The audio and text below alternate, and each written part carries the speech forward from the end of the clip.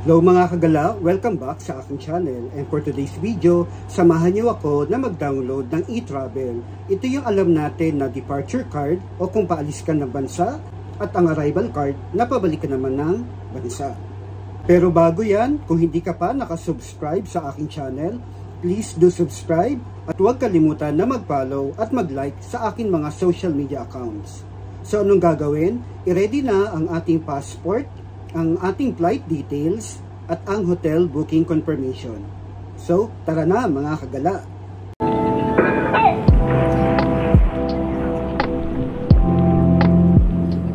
At dahil meron akong app, ipapakita ko sa inyo kung paano mag-download ang libreng app na ito. I-type ang etravel.gov.ph at ganito ang itsura ng logo nila.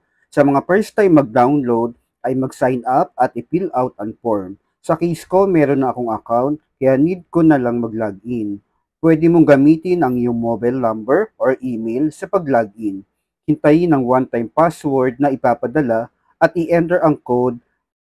Mga kagala, after natin mag-download ang eGovPH application, i-open ito at makikita nga dito na kung para ba sa'yo o kasama yung family member, at kung ang travel mo ba ay via air or via sea, kung ikaw ba ay arrival o pabalik ng bansa, at departure kung ikaw ay leaving the Philippines. So sa case natin, air and then departure, and then continue. Hintayin lang natin mag-load ang next page. So dito makikita natin ang new travel declaration, at una nga natin pipindutin ang ano nga ba ang purpose ng ating travel. So, OFW ba yan? Vacation or pleasure? Convention, education, etc. So, mamimili na lang kayo dito kung ano ang purpose ng travel. So, sa atin, holiday.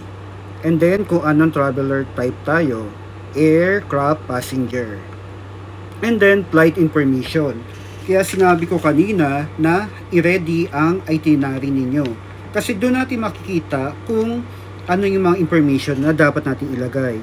So sa case natin, trinay natin ang Hong Kong Express. So hanapin lang ito, Hong Kong Express.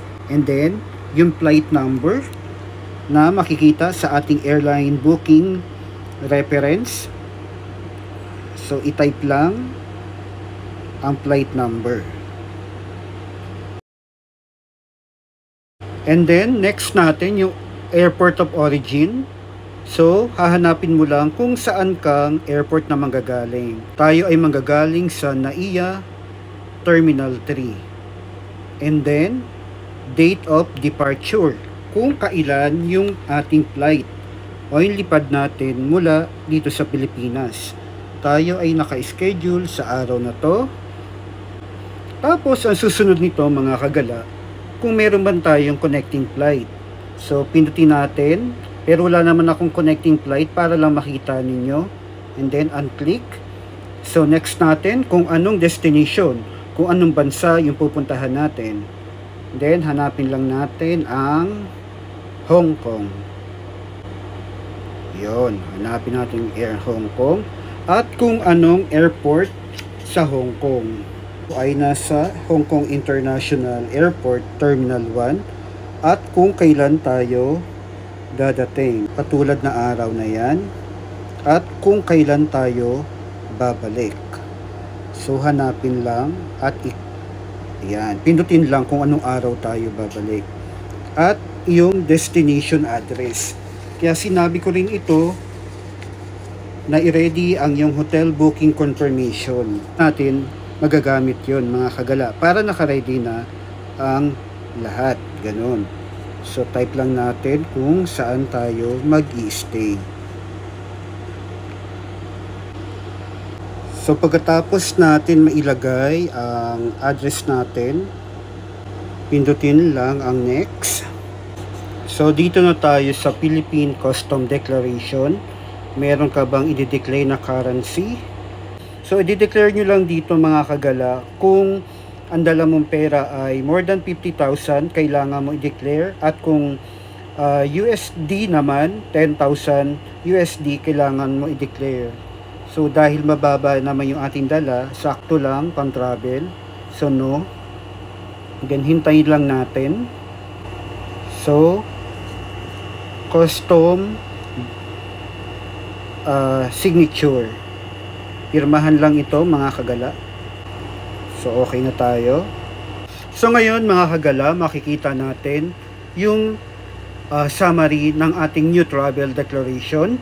Makikita yung personal information, i-double check kung tama yung mga detalye, yung email address, pangalan, kung tama ba ang spelling, at ang yung last name. Importante din yung passport number ay tama. So kaya sinabi ko kanina sa inyo na dapat naka-ready na ang mga yan. Syempre mahirap magkamali mga kagala. So double check ko lang kung tama yung information na nailagay ko.